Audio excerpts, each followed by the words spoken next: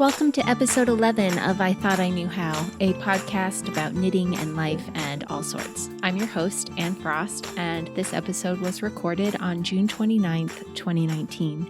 Today I'd like to talk to you about progress on the Master Hand Knitter program, the winner of the last giveaway and what's in the next giveaway, Harriet's hat and headband, the I-91 shop hop, a yarn review, and of course some music to knit by. Let's take care of the giveaway from episode 10 before we get into everything else. The giveaway was for 3 balls of Bristol Yarn Gallery's Somerset yarn and a set of stitch markers. Siri randomly picked a number which lined up with Knitting Quilter's response to the episode thread on Ravelry. Congratulations, Knitting Quilter. You should have heard from me already. If not, check your messages on Ravelry. I need you to get back to me within 30 days of the time this episode goes live so I can get your package out to you. The giveaway at the end of the episode is by far the biggest one yet, so listen to the end of the episode for details. Since I last talked to you, I did knit swatch 3 for the program, and it looked to me to be within the realm of acceptable. So I went ahead and blocked it, and then the next day I got my books out and the binder so I could sit down and answer the program questions relating to blocks 1 through 3, and I realized I never blocked swatch 2. So I had to stop and get that blocked, and I just haven't had a spare couple of hours since then to go back and handle the questions. But this next week, I should have some openings in my real life stuff. I'm between manuscripts with my work, and the kids are officially on their summer break, so I'm not teaching them. And I hope to not only get the questions done, but also do the research and knit block 4. We'll see whether I was able to get all that done when I talk to you in the next episode. But yeah, small as it seems, getting that swatch 3 finally knit and blocked felt really good. I was at Knit New Haven the other day as part of the I-91 shop hop and got talking to Linda, the owner, about the program, and she said she looked into it herself in the past but realized that with kids it was going to be too demanding. And yeah, I'm wondering if I should have put it off one more year just to get the kids to the point where they were confident doing their online classes and I wouldn't need to supervise them so much anymore. But here we are. And there is just a minor fee involved with taking longer than a year to finish, and it won't be the end of the world if I go past December 31st with level 1. But do be aware that it really is something you have to devote significant time to completing.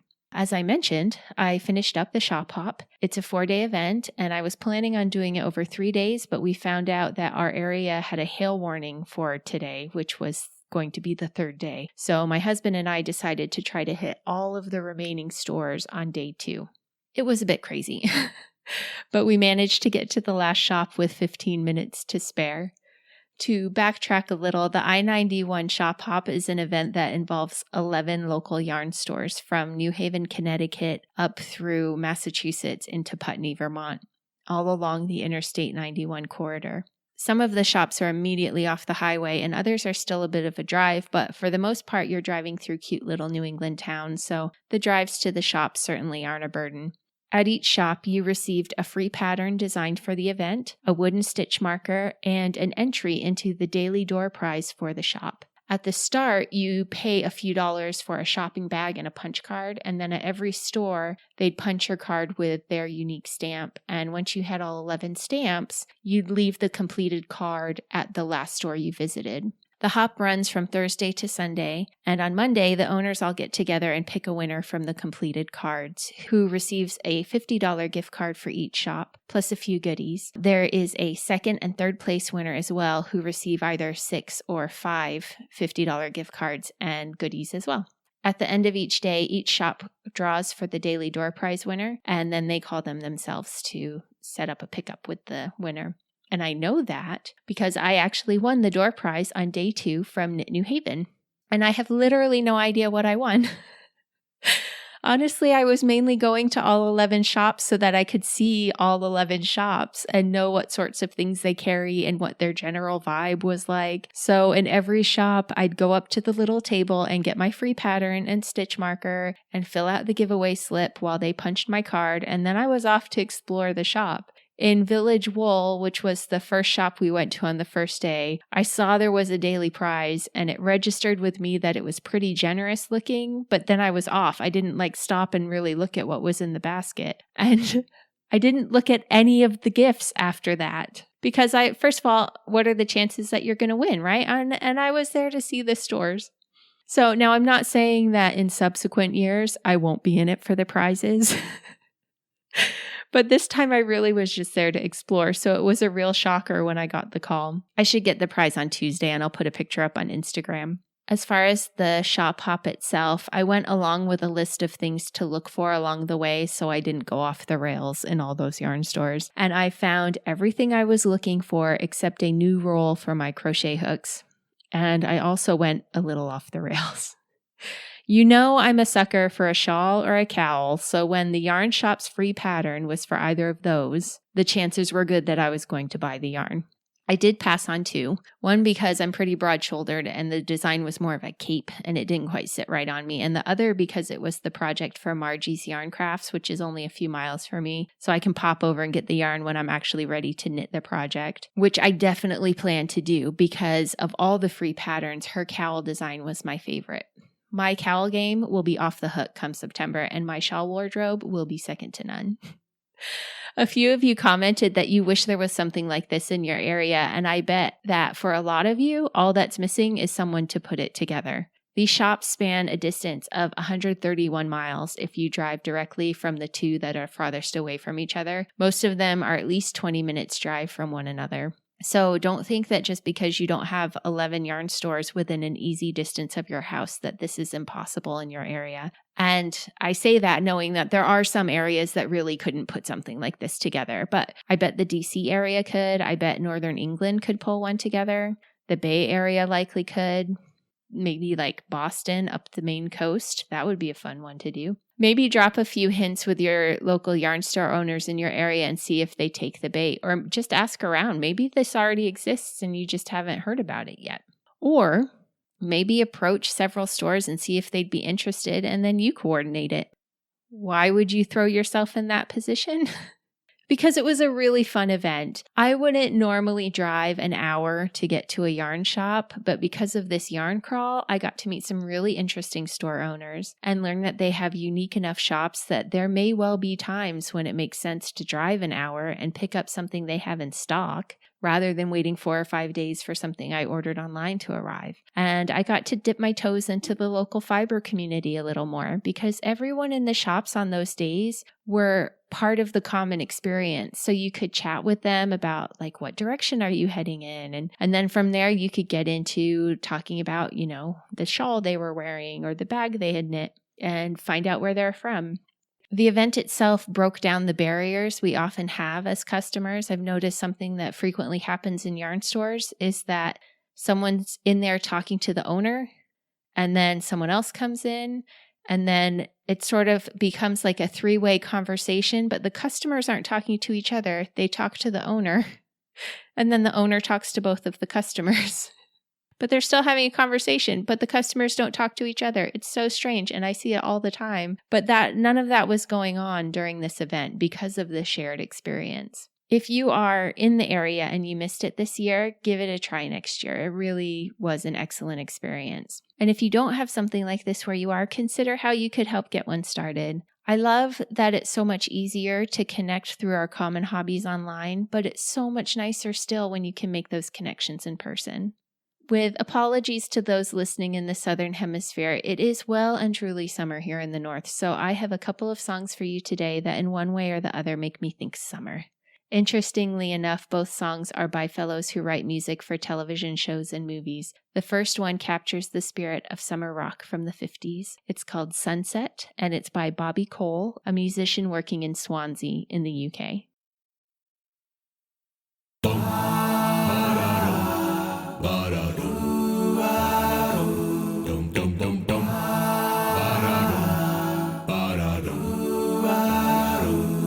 My sunset, when I'm with you, mysterious brunettes, come and see the view, this beautiful sunset.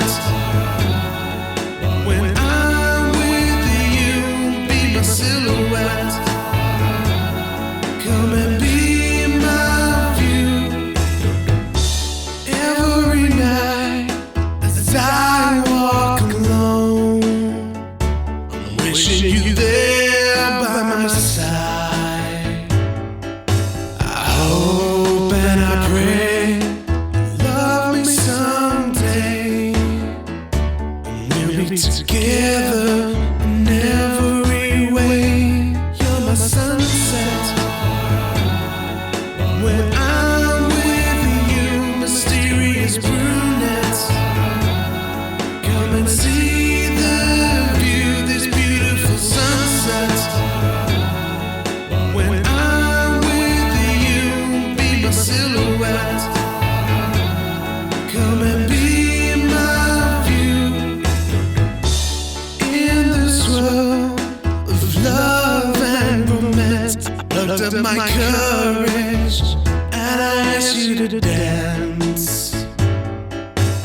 What will you say, and how will this play? I sincerely hope you'll ask me to stay. You're my sunset. When I'm with you, mysterious brunettes, come and see the view, this beautiful sunset. When I'm with you, be my silhouette, come and be my view. In the end, you took me by my hand, looked in my eyes and smiled. What would you do if I fell in love with you? We'd watch the sunset, cuddle up with a view. You're my sunset. When I'm with you, mysterious brunettes, come and see the view, this beautiful sunset. When I'm with you, be my silhouette, come and be my view.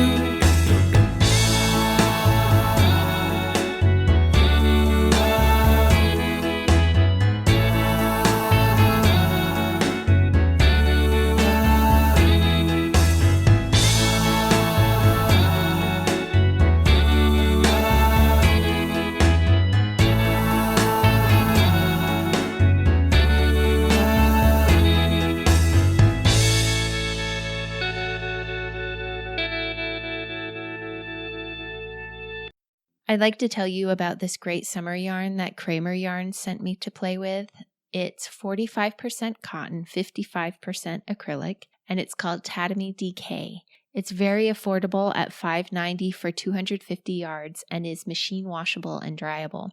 They've just released a series of knit and crochet patterns for it called Festival Wear that covers just about everything for summer, from shawls and bags to skirts and halter tops. A lot of it is 70s inspired and playful. I think Festival Wear is an excellent name for the collection. I really like the lattice prairie skirt and the cardamom and coriander afghan, but the pattern that lined up with a need that I had was the Spring Treasure drawstring bag. It's also one of the free patterns in the collection, so you could look it up and get started on it right away if you like. As described, it's a drawstring bag. It has some interesting knit and purl patterning at the top, and then when you get to the main body of the bag, you have permission to just throw a purl stitch in wherever you like, so it's something you can make your own. Rather than decreasing the bag bottom like the crown of a hat, you actually decrease to a certain point and then bind off most of the stitches and knit the rest as a garter stitch flap and sew it into place when you're done. I was not crazy about the idea of having to seam the bottom of the bag, but it honestly took about 3 minutes. And the rectangular garter stitch base provides the bag with a nice stability. There wasn't information in the pattern about how to make the twisted drawstring. I ended up on YouTube watching a tutorial for that, so I'll link to that in the show notes for anyone else who has never done a twisted cord. In the past, I've either braided cords or used a crochet chain, but I wanted to properly follow this pattern. To end up with a cord that was long enough, I cut 2 strands of yarn about 16 feet long, and then I tied all 4 ends together in a knot, and then I used that to twist into the cord. The cord ended up the right length and width, so that should work for you too. The full-size bag is something I'd use when I travel to keep loose things together in my luggage. but I also knit a half-size bag for my daughter. She's started playing Dungeons and Dragons and needed a little bag to keep her dice in, so I just halved all the instructions and it came out the perfect size. Kraemer, the company, actually started out as a hosiery mill, producing silk stockings in the United States. I only recently learned about the American silk trade. We were doing some Connecticut history in our lessons this last year, and we were taking a look at some census records from our town from the 1800s and learned that there were people living here raising silkworms for mills along the Connecticut River. We had no idea that the silk trade was so large in the United States at the time, but there were many well-respected firms, and Kraemer is part of that heritage. Kraemer Yarns has been helping other companies develop yarns for years now and have their own line of yarn for knitters available through their website at patternsbykraemer.com, where you'll also find a location finder to be able to figure out if your local yarn store is stocking Kraemer yarns. I searched for my area and they are actually available in a lot of the local yarn stores around me and seem to be in a lot of the local yarn shops throughout America. But what about the yarn itself? It feels predominantly like working with cotton rather than working with an acrylic, but the acrylic adds some additional slippiness to it. A lot of people complain about cotton that it feels powdery or dry, and you don't get that sensation from this yarn. As with most cotton yarns, it's a collection of thinner plies spun together, so if you're not careful, it can be splitty to work with, but really you just need to think to yourself that you're pushing the stitch aside as you put the needle into the stitch, rather than stabbing at it. If you push it aside, you're less likely to split any yarn you're working with.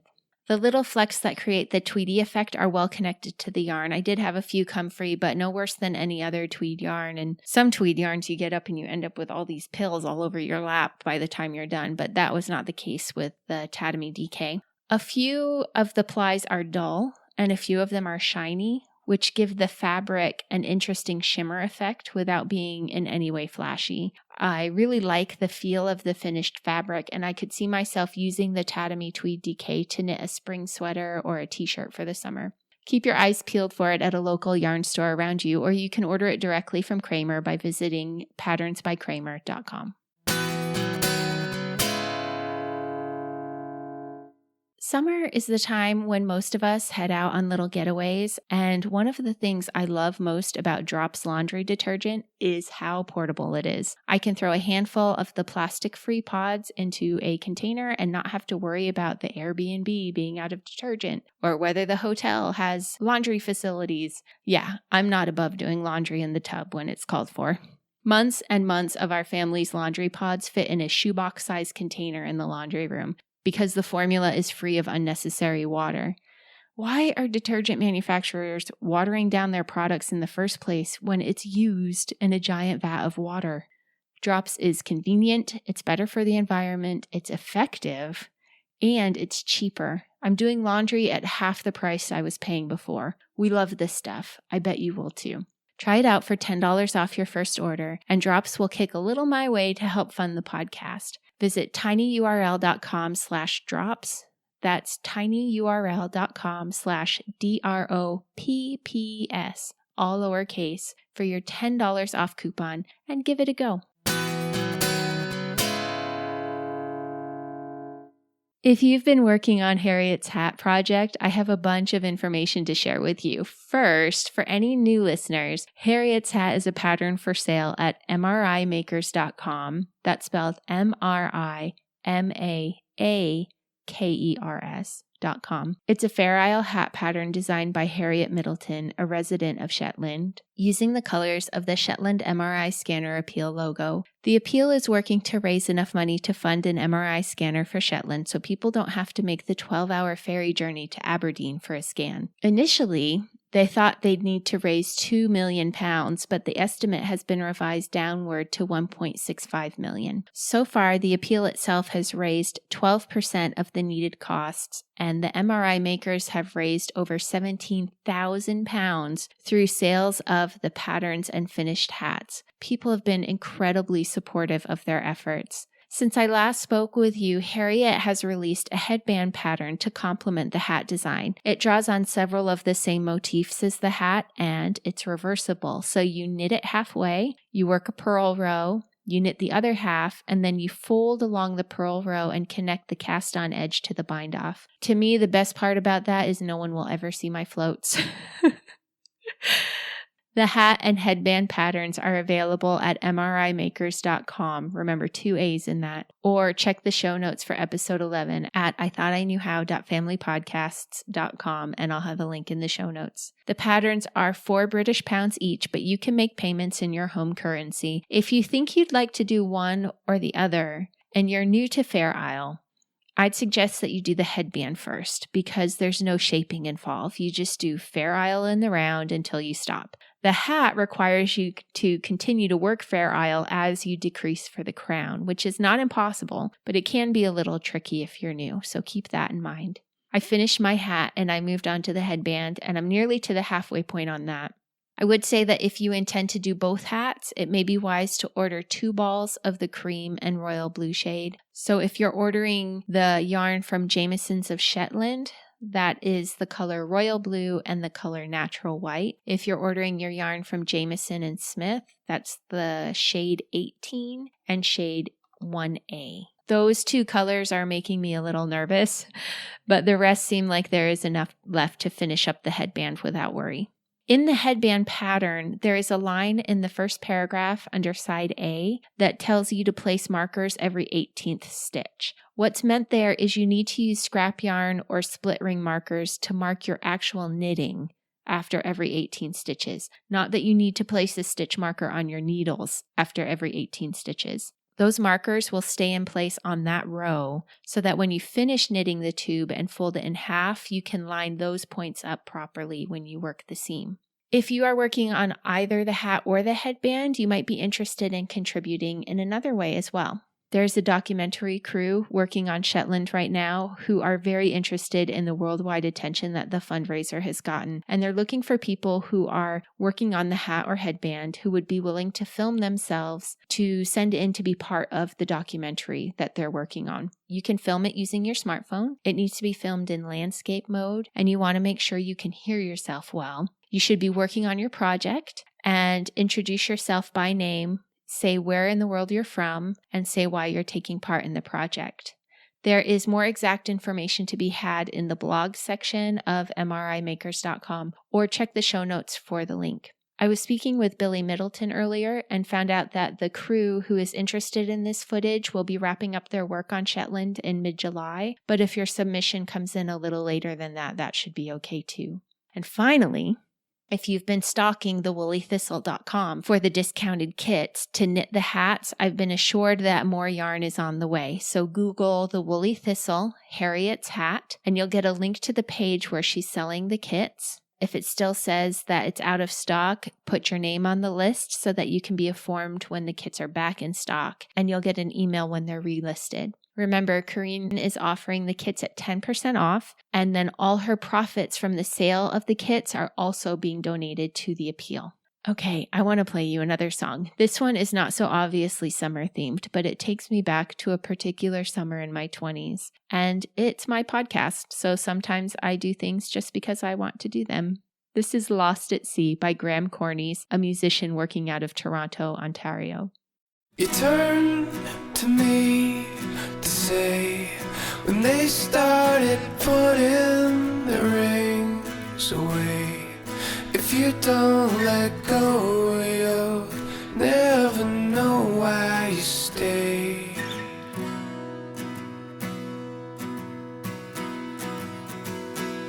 You're weakened and restrained, waiting for the reasons to keep holding the reins. Will you lie awake, muster courage to fake how you'll be okay?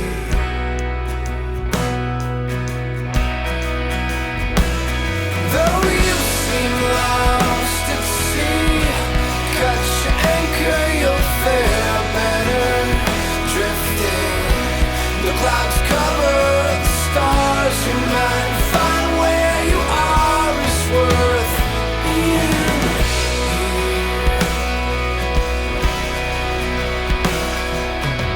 She came to town to mix fear with hope again, and slips out of her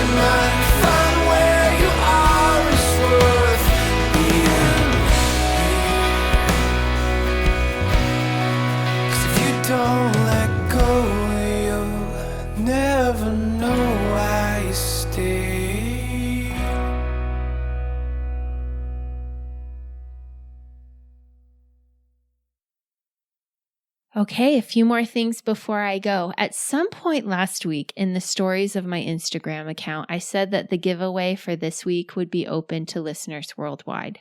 That's because at the time, I was not going to have finished the shop hop before I had to record this episode. But because of the weather forecast, I was able to finish it before I recorded. They were predicting extreme winds, thunderstorms, and possible hail for later today. And it has been sunny and pleasant. And we had about 15 drips of rain around noontime, and that was it. So I hope the other areas are faring as well as we were. It seems like it was a false alarm. Anyway, because we finished early, the giveaway I put together from the hop is ready to go, and I'm going to go ahead and offer it up as the giveaway for this episode. And the giveaway that will be open to listeners worldwide is just going to be bumped one episode to episode 12. So sit tight and more details on that will come. As I traveled from shop to shop, I bought one item in each store to compile into a giveaway for one lucky listener. Really quickly, I'll run through the items in the giveaway, and you can find a photo of them all in the show notes and on Instagram, and I'll do my best to remember to put it in the Facebook group too. So here are the 11 items. I'll do them in the order I bought them. So first we have a hank of Shibui Knits Ma'ai in ivory bought from Village Wool in Glastonbury, Connecticut. A ball of bamboo pop in Grape Garden by Universal Yarn, bought from You and You in Windsor, Connecticut. A hank of Classic Elite Yarns Fresco in a rich brown color, purchased at Margie's Yarn Crafts in Granby, Connecticut, my personal local yarn store. A Love Plus Leche Anywhere Balm Mini Lotion in Citrus and Rose, bought from Knit New Haven in New Haven, Connecticut.